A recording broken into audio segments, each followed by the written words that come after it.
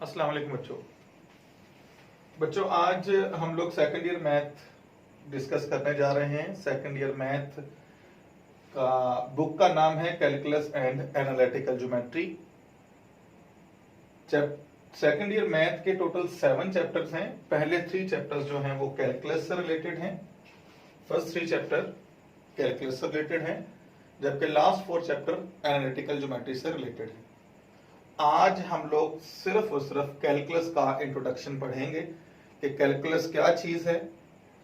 तो सबसे पहले हम लोग ये डिस्कस करते हैं कि जब कैलकुलस नहीं थी तो कैलकुलेशंस करते थे, तो कैलकुलेशन किस किस्म की करते थे। जब कैलकुलस आ गई तो उसने क्या रेवोल्यूशन लेके आई कैलकुलेशन के अंदर, उससे हमें क्या फायदा हुआ। इन दोनों के दरमियान पहले डिफरेंस पढ़ते हैं। अगर ये डिफरेंस हमारे जहन में आ गया तो हम जो डेफिनेशन लिखेंगे आपको आसानी से समझ आ जाएगी। तो सबसे पहले कैलकुलस के इंट्रोडक्शन से पहले मैं ये बताना चाह रहा हूं कि विदाउट कैलकुलस हमारी कैलकुलेशन किस तरह की थी एंड विद कैलकुलस हमारी कैलकुलेशन किस तरह की थी।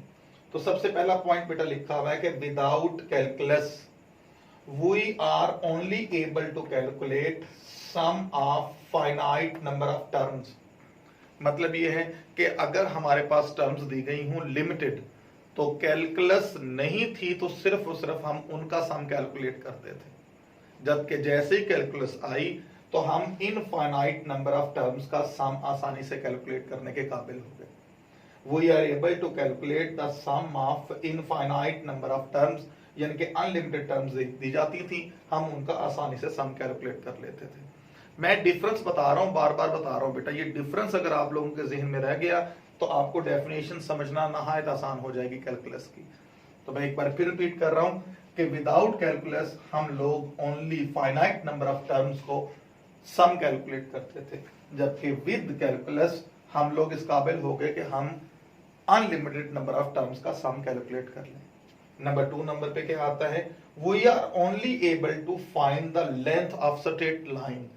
कि विदाउट कैलकुलस हम लोग सिर्फ सीधी लाइन की लेंथ कैलकुलेट करते थे। एक सीधी लाइन लिखी हुई लगी हुई है, हम उसकी लेंथ कैलकुलेट करने के लिए स्केल रखते थे, स्केल से हमें उसकी कैलकुलेशन पता चल जाती थी। पता चल जाता था वो कितनी लेंथी है, कितनी लंबी है, सेंटीमीटर में, मीटर में, किलोमीटर में कैलकुलेट हो जाता था। जबकि with calculus we are able to calculate length of curves. जो लाइन स्ट्रेट ना हो, वो कर्व की शक्ल में जो हो, हम उसकी length with the help of calculus calculate करते थे। ये डिफरेंस देखते जाइए बेटा। नंबर 3 डिफरेंस मैंने लिखा है आपके सामने, we are only able to calculate average rate of change. कि जब कैलकुलस नहीं थी तो हम लोग सिर्फ average rate of change calculate करते थे। मतलब दोनों को ऐड करके, दो जो हमारे पास वेलोसिटीज हैं, दो एक्सेलरेशंस हैं, दो टर्म्स हैं, हम उन दोनों को ऐड करके डिवाइडेड बाय 2 करके उनका एवरेज चेंज निकालते थे। जबकि विद कैलकुलस किसी भी लम्हे, एट एनी इंस्टेंट, हम लोग रेट चेंज कैलकुलेट कर सकते हैं। ये वो चीजें लिखी हैं जो आप लोगों ने फिजिक्स में चैप्टर नंबर 4 के अंदर डिस्कस की हैं फर्स्ट ईयर के अंदर। इसके तहत हम लोग क्या कैलकुलेट करते थे, फिर रिपीट कर रहा हूं, विदाउट कैलकुलस हम लोग only average rate of change calculate करते थे। जबकि जो हमारे पास इसके ऑपोजिट है, इसकी कैलकुलस आने के बाद क्या हुआ, हम लोग इस काबिल हो गए तो हम instantaneous rate of change calculate कर ले। नंबर 4 पे आइए, ये भी चैप्टर 4 के अंदर से उठाया है फिजिक्स की। वो लिखा हुआ है, we are only able to calculate work done by constant force. कि विदाउट कैलकुलस हम इस काबिल थे कि हम लोग वर्क निकाल सके कांस्टेंट फोर्स, जो फोर्स कभी चेंज ना हो, कांस्टेंट लगती रहे। जबकि बहुत से ऐसे हमारे जो रोजमर्रा जिंदगी के अंदर बहुत सी ऐसी चीजें आती हैं जिनमें फोर्स कांस्टेंट नहीं रहती, फोर्स चेंज होती रहती है। तो जब उस तरह की कंडीशन आ जाए, मतलब फोर्स वेरिएबल हो जाए, तो हम वर्क डन कैसे कैलकुलेट करते हैं, वो हमें कैलकुलस ने बताया कि हम वर्क डन कैसे कैलकुलेट करते हैं। आगे 5वें नंबर पे बेटा डिफरेंस बता रहा हूं कि हम लोग सिर्फ और सिर्फ रेगुलर शेप्ड, मतलब शेप ऑफ ट्राइंगल होगी, पॉलीगॉन होगी, सर्कल हो गया, ट्राइंगल हो गई, हम सिंपल और सिंपल जो प्रॉपरली समझ आने वाली शेप्स थी हम उनका एरिया विदाउट कैलकुलस कैलकुलेट कर सकते थे, लेकिन जब कैलकुलस आ गई तो कैलकुलस ने हमें इस काबिल कर दिया कि हम इर्रेगुलर शेप्ड बॉडीज का भी कर्व कैलकुलेट कर ले। डिफरेंस देखते जाइएगा, मैं फिर रिपीट कर रहा हूं। इसने हमें काबिल किया कि हम सिंपल और सिंपल रेगुलर शेप जैसे ट्राइंगल, पॉलीगॉन, सर्कल, ट्रिपिज्म, ईटीसी वगैरह वगैरह, इस तरह की चीजों का हम सिंपल और सिंपल एरिया कैलकुलेट कर सके, जबकि इर्रेगुलर शेप्ड बॉडीज का एरिया कैलकुलेट करने के लिए कैलकुलस ने हमें टूल्स प्रोवाइड किए, कैलकुलस ने हमारी मदद की। Next, we are able to calculate centre of regular shape. जो हमारे पास रेगुलर शेप था, जैसे कि ये सर्कल है, ये आपके सामने मैंने बना रखा है, स्क्वायर बना रखा है, इसका सेंटर, जैसे ट्राइंगल बना रखी इसका सेंटर, जो रेगुलर शेप थी उसका हम सेंटर आसानी से कैलकुलेट कर सकते थे विदाउट कैलकुलस, जबकि जब कैलकुलस आ गई तो इर्रेगुलर शेप्ड बॉडी का भी हम सेंटर कैलकुलेट कर सकते हैं। तो ये बेटा मैंने आपको डिफरेंसेस बता रहा हूं, मैंने टोटल 6 डिफरेंसेस बताए हैं, जरा देखिए, गौर से देख लें कि कौन कौन से डिफरेंसेस हैं, कि कैलकुलस थी तो क्या था, कैलकुलस नहीं थी तो क्या था। अब आगे हम 7th डिस्कस करने जा रहे हैं कि कैलकुलस ने हमारे लिए क्या हेल्प की। 7th जो इसका डिफरेंस है, we are only able to calculate volume of 3D shapes, कि विदाउट कैलकुलस हम लोग सिर्फ इस काबिल थे कि हम लोग कैलकुलेट कर सकें वॉल्यूम ऑफ 3D शेप्स।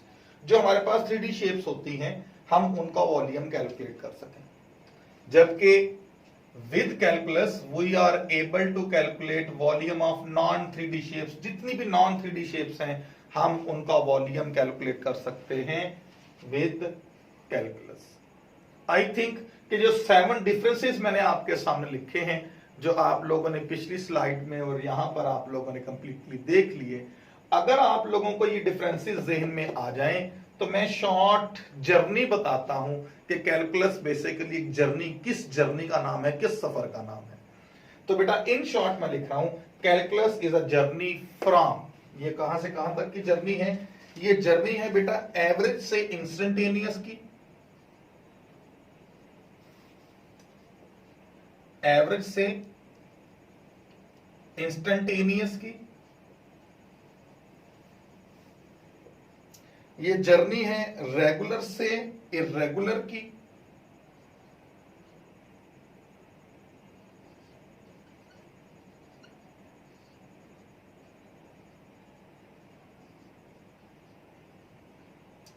ये जर्नी है कांस्टेंट से वेरिएबल की।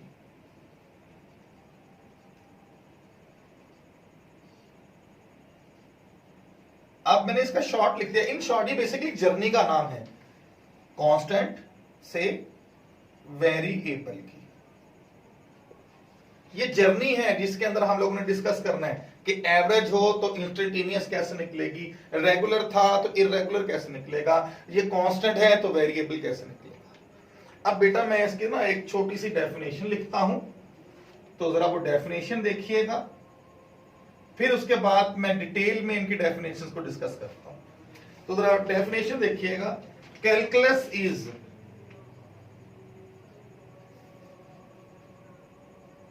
मैथमेटिकल टूल, ये हमारा एक मैथमेटिकल टूल है, यूज्ड जो इस्तेमाल किया जाता है, टू एनालाइज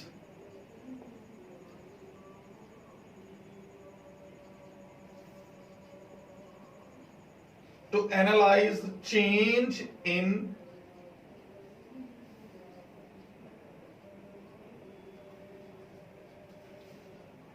फिजिकल क्वांटिटीज, जो कि फिजिकल क्वांटिटीज के अंदर चेंज के लिए इस्तेमाल किया जाता है। ये जो मैंने शॉर्ट फॉर्म लिखी है इससे मैंने डेफिनेशन बनाई है। देखें, फिजिकल चेंज में फिजिकल क्वांटिटी के अंदर जो चेंज है वो किस तरह आई, उसको एनालाइज करना है। फिजिकल चेंज रेगुलर थी, इर्रेगुलर हो गई, एनालाइज करना है। कांस्टेंट था, वेरिएबल हो गया, एनालाइज करना है। कैलकुलस वो मैथमेटिकल टूल्स प्रोवाइड करता है जिसके तहत हम लोग एनालाइज करते हैं कि फिजिकल क्वांटिटीज में चेंज किस तरह आती है। क्लियर हो गया बच्चों? यहां तक उम्मीद है कि आपको समझ आ चुकी होगी। नेक्स्ट देखिएगा, हम चले मैं एक और बता देता हूं, और लिख देता हूं, और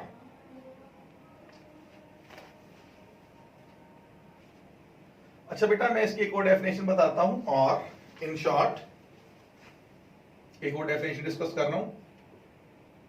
in short, calculus revolutionized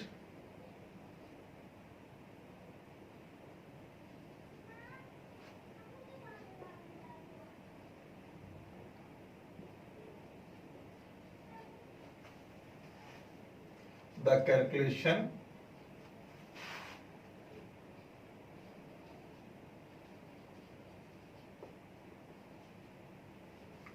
of physics, chemistry, average rate of change in velocity, acceleration, etc वगैरह वगैरह। केमिस्ट्री मतलब बॉन्ड जब बनते हैं तो उन बॉन्ड के अंदर केमिकल इक्वेशंस बनती हैं, उनके रिएक्शन के अंदर कितने एटम्स, कितने मॉलिक्यूल्स, कितने मोल्स किस तरह यूज होंगे, केमिस्ट्री के अंदर रेवोल्यूशन लेकर आया।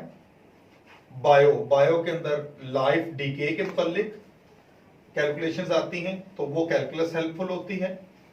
उसके बाद इकोनॉमिक्स पाकिस्तान के इकोनॉमिक्स की डिस्कशन कर लेते हैं, तो पाकिस्तान इकोनॉमिकली किस तरह हम उसका ग्राफ डिस्कस करेंगे, किस तरह उसके अंदर ग्रोथ जो उसका ग्रॉस रूट या आप ये कह सकते हैं सिंपल वर्ड्स के अंदर कि ग्रोथ रेट किस तरह बढ़ेगा, किस तरह कम होगा, वो डिस्कस इसके अंदर करेंगे। नेक्स्ट हम कंप्यूटर में जो सर्किट्स बनते हैं आपके, उन सर्किट की स्पीड को इंक्रीज करना, डिक्रीज करना के लिए हम कैलकुलेशंस करते हैं, कंप्यूटर साइंसेस के अंदर आ जाता है। Computer sciences and other fields of life,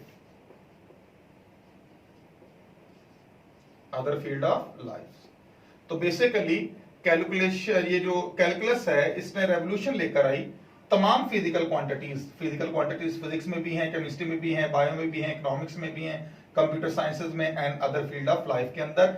इन तमाम की जो कैलकुलेशंस आती हैं, फिजिकल कैलकुलेशन, उन तमाम को डिस्कस करते हैं हम कैलकुलस के अंदर।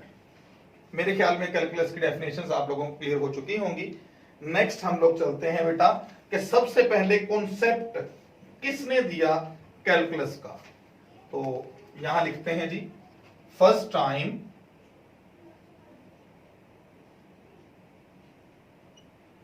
concept of calculus given by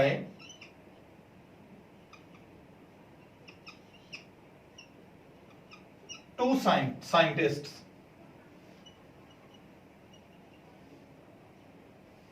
दो साइंटिस्ट थे जिन्होंने सबसे पहले इसका कॉन्सेप्ट दिया।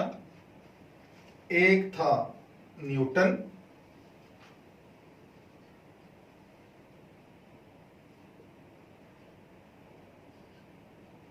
दूसरे नंबर पे था लिबनस। इन दोनों ने कॉन्सेप्ट सबसे पहले कैलकुलस का दिया।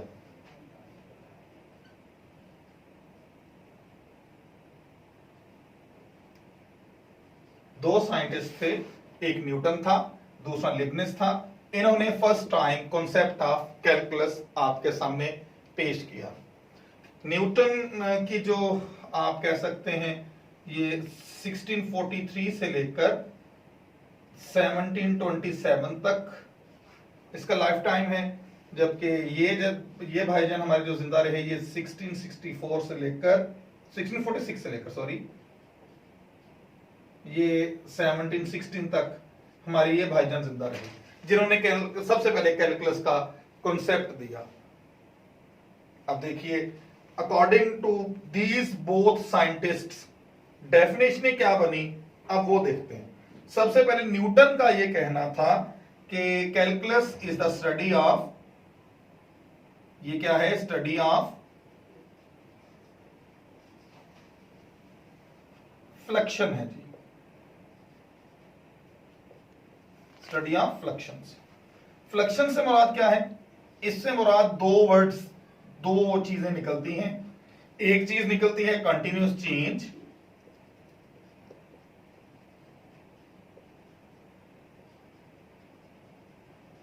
जबकि दूसरा इसका मतलब बनता है कंटिन्यूस फ्लो।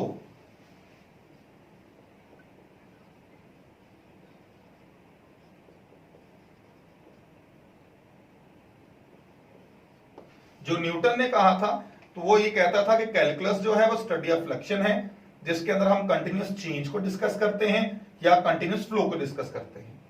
अच्छा, अब लिबनस ने क्या कहा था, लिबनस ने कहा था कि कैलकुलस, लिबनस ने first time word calculus use किया था। वो कहता था कि जो कैलकुलस है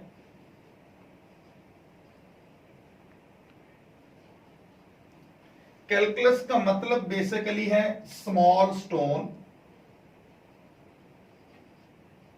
उसने first time word calculus use किया, जिसका मतलब क्या था, स्मॉल स्टोन। अच्छा, इसका बेसिकली इसका कहने का मकसद क्या था, इसने first time word calculus use किया, जिसका मतलब क्या था, स्मॉल स्टोन। और इसका कहने का मकसद यह था कि हम लोग स्टडी करें, स्टडी स्मॉल थिंग्स, हम स्मॉल थिंग्स को स्टडी करें टू अंडरस्टैंड, समझने के लिए। हम लोग स्मॉल थिंग्स को स्टडी करें टू अंडरस्टैंड कैलकुलेशंस। लिबनिस ने फर्स्ट टाइम कैलकुलस यूज किया था। अकॉर्डिंग टू हिम हम स्टडी करें स्मॉल थिंग्स को, छोटी छोटी चीजों को, क्योंकि स्मॉल स्टोन्स का निकला वर्ड है, to study small things to understand the calculation. तो ये बेसिकली दोनों साइंटिस्ट थे, एक न्यूटन था, एक लिबनिस था, जिन्होंने first time concept of calculus दिया। और ये दोनों का ये कहना था, ये अगर न्यूटन की बात की जाए तो वह कहता था लिबनिस ने मेरे सारी की सारी थ्योरीज को चोरी किया और वो अपने नाम से पेश कर रहा है। लिबनिस का ये कहना था कि न्यूटन ने मेरी तमाम चीजों को चोरी किया और अपने नाम से पेश करता जा रहा है। हत्ता कि दोनों का काम जो है कैलकुलस के लिए रिमार्केबल था, दोनों को अभी तक याद किया जाता है। अब उसके बाद अगर हम इन दोनों की जो स्टडी, इन दोनों की जो आप ये कह सकते हैं रिसर्च को अगर स्टडी करें, तो इनकी रिसर्च को स्टडी करने के बाद हम लोग इस काबिल हो जाते हैं कि हम कैलकुलस की एक नई डेफिनेशन निकाल लें। तो अब कैलकुलस की इन दोनों की जो रिसर्च थी, उसके बाद डेफिनेशन क्या बनती है, जरा वो मैं डिस्कस करने जा रहा हूं। तो सबसे पहले हम कैलकुलस लिखते हैं। Calculus according to their research, understand, इसका मतलब क्या हो गया, understand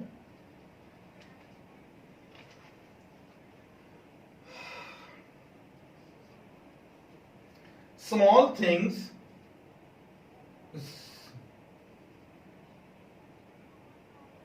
understand small things by looking, या understand something कर ले, understand some things by looking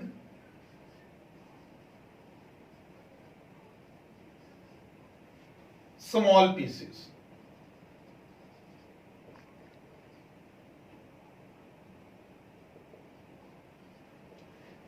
ये जो मैंने इन दोनों की रिसर्च से डेफिनेशन एक आपके सामने लिखी है, understand small things by looking small pieces, इसको आगे मैं 2 ब्रांचेस में डिवाइड कर देता हूं ताकि आप लोगों को क्लियर हो जाए। 2 ब्रांचेस इस तरह डिफाइन करता हूं कि पहली ब्रांच इसके बनाते हैं डिफरेंशियल इक्वेशंस की, सॉरी डिफरेंशियल कैलकुलस की,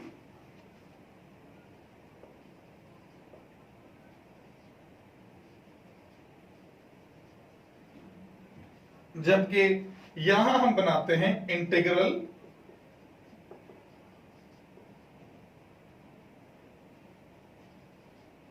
कैलकुलस की।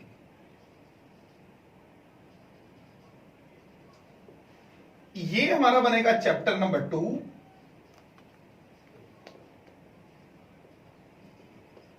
जबकि ये हमारा बनेगा चैप्टर नंबर 3। अच्छा, अब इनका मैं ना हल्का सा कॉन्सेप्ट दे देता हूं। इसके अंदर क्या है, इसके अंदर बेटा चैप्टर नंबर 2 के अंदर जो मैंने लिखा है डिफरेंशियल कैलकुलस, इसके अंदर हम लोगों ने बेटा डिस्कस करना है कि हम किस तरह रेट ऑफ चेंज लेकर आते हैं बड़ी बड़ी चीजों के अंदर, छोटे छोटे टुकड़ों में करके। एक बड़ी चीज दी जाएगी, आपने उसको छोटे छोटे टुकड़ों में डिवाइड कर देना है। इसके अंदर हम लोगों ने डिस्कस करना है। मजीद ये कि इसके मतलब डिटेल में जाके कॉन्सेप्ट जब चैप्टर नंबर 2 स्टार्ट करूंगा तो मैं आपको बताऊंगा। अभी मैं सिंपल ये कॉन्सेप्ट दे रहा हूं कि हमने इसमें रेट ऑफ चेंज डिस्कस करने हैं, बड़े बड़े वैल्यूज दी जाएंगी, हमने छोटी छोटी वैल्यूज में डिवाइड करना है। जबकि ये इंटीग्रल कैलकुलस के अंदर हमारे पास छोटे छोटी वैल्यूज दी जाएंगी, और वो छोटी वैल्यूज किन से निकली हमने ये चैप्टर नंबर 3 के अंदर डिस्कस करना है। चैप्टर 2 में हमने क्या करना है, बड़ी वैल्यूज दी जाएंगी, छोटे टुकड़ों में डिवाइड कर देना है, जबकि इसके अंदर हमारे पास छोटी वैल्यूज दी जाएंगी, वो कहां से निकली हमने वो कैलकुलेट करना है। उम्मीद करता हूं कि आज जो मैंने आपको कॉन्सेप्ट ऑफ कैलकुलस दिया, कैलकुलस क्या हमारा जिंदगी के अंदर इस्तेमाल क्या है, कैलकुलस हम क्यों डिस्कस करते हैं, आप लोगों को समझ आ गई होगी। और साथ साथ ये न्यूटन ने और लिबनिज ने इसके मुतालिक क्या कुछ कहा, इनकी कुछ डेफिनेशंस आपके सामने लिखी, और कैलकुलस को डिवाइड करके 2 चैप्टर्स में कन्वर्ट कर देना, चैप्टर नंबर 2 और चैप्टर नंबर 3। मींस टू से कि मैंने आपको हाफ बुक के अंदर कैलकुलस इस्तेमाल होती है, उसमें हमने क्या कुछ पढ़ना है, हल्का सा कॉन्सेप्ट दिया है। मजीद चैप्टर 1, चैप्टर 2, चैप्टर 3 जैसे जैसे आते जाएंगे मैं आप लोगों को वो डिस्कस करता जाऊंगा। अपनी केयर कीजिएगा, तमाम का तमाम लेक्चर तसल्ली से सुनिएगा। अगर किसी किस्म का कोई प्रॉब्लम हो तो नीचे कमेंट्स बॉक्स के अंदर लिख दीजिएगा, मैं इंशाअल्लाह ताला उसका आंसर जरूर दूंगा। अल्लाह हाफिज।